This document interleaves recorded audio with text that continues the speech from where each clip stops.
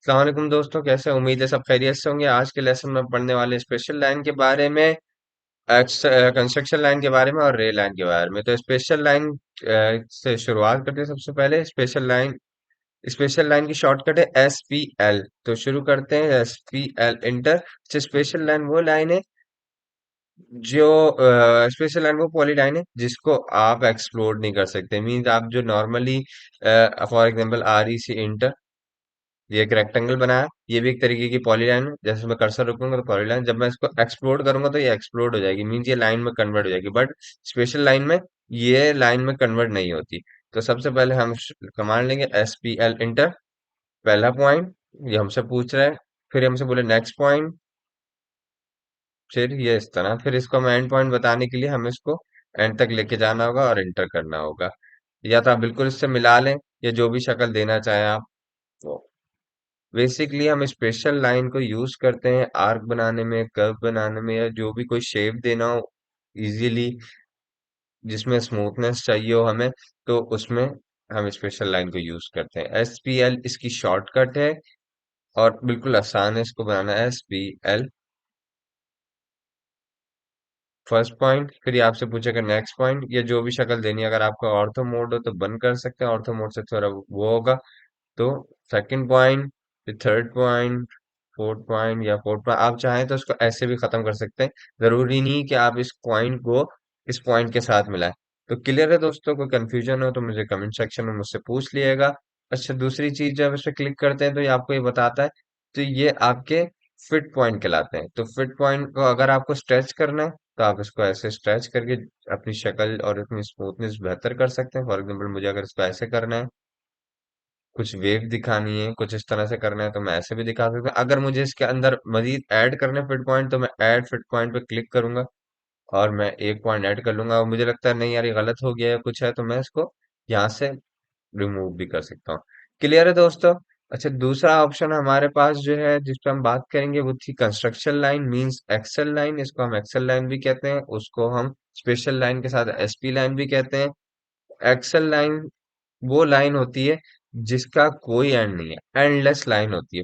तो हम XL inter, तो हमसे पूछ रहा है excel line specify a point या हॉरिजॉन्टल वर्टिकल एंगल, या बाइसेक्ट या ऑफसेट। तो मैं पहला पॉइंट बताता हूँ कि मुझे चाहिए H इंटर, तो हॉरिजॉन्टल में रिवर। इस लाइन को कितना ही आप जूम इन जूम आउट कर लें, इसका कोई एंड नहीं है, ये एंडलेस लाइन है। इसी तरह एक्सेल इंटर।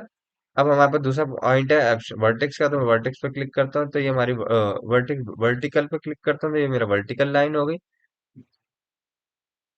तीसरा मैं दोबारा से XL इंटर करता हूँ और मैं लिखता हूँ, ये बाइसेक्ट पे क्लिक करता हूँ। अब ये मुझसे बोल रहा है कि स्पेसिफाई एंगल या वर्टेक्स पॉइंट। तो पहला पॉइंट मैंने इसको दिया ये। अब मैंने दूसरी लाइन नहीं ली, तो उसके लिए मैं दोबारा से जाता हूँ एक्सेल इंटर,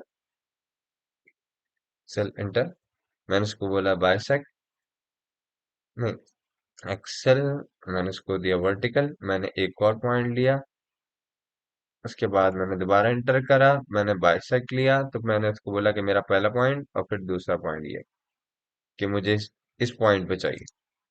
चाहे तो आप, मैंने तो सीधी लाइन पे बताया, यूजुअली ये आपको दो पॉइंट पे जब लेना हो, नॉर्मली एंगुलर लाइन में आपको इसकी जरूरत पड़ती है। फॉर एग्जांपल मैं दिखा देता हूँ, तो मैंने एक्सेल की कमांड ली, एंगल लिया और मैंने इसको बताया मुझे 45 के एंगल पे चाहिए एक लाइन।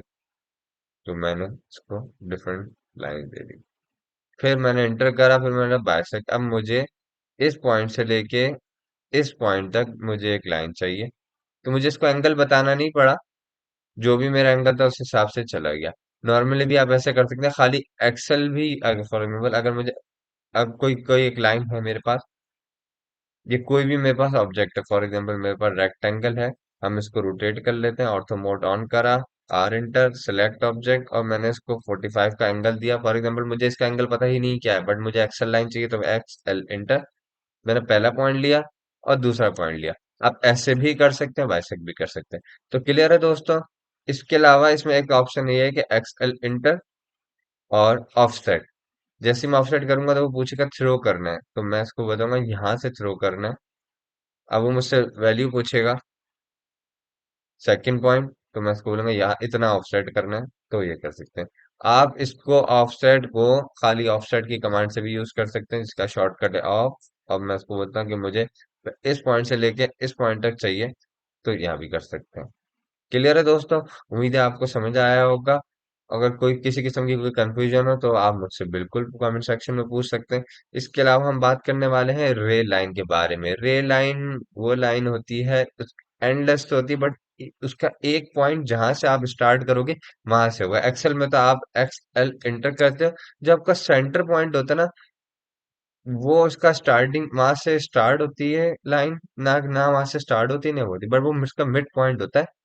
तो उसका कहीं कितना भी जूम इन जूम आउट कर ले, उसका कोई एंड नहीं मिलेगा। बट रे में आपको ऐसा नहीं है।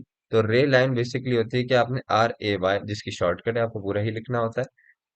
तो पूछेगा आपसे स्पेसिफाई, जो आपका पहला पॉइंट है ना, वो ही आपका जो है फर्स्ट पॉइंट है। एक्सेल में फर्स्ट पॉइंट नहीं होता, मिड पॉइंट होता है, और दोनों तरफ से लाइन है। तो मैं पहला पॉइंट बताता हूँ। अब मैं थ्रो करूंगा कि मुझे कितना दूर किस तरफ फेंकना है, ऊपर फेंकना है, लेफ्ट राइट, या अगर मेरा ऑर्थो मोड बंद है तो मैं किसी भी एंगल में फेंक सकता हूँ, या मेरे पास कोई रेफरेंस लाइन है तो फेंक सकता हूँ। अगर मैं for example ortho mode on करता हूँ, मुझे लेफ्ट साइड पे चाहिए थी, फिर मैंने दोबारा रे की कमांड ली, मुझे राइट साइड पे करी थी, अब मैं लेफ्ट साइड पे करूंगा।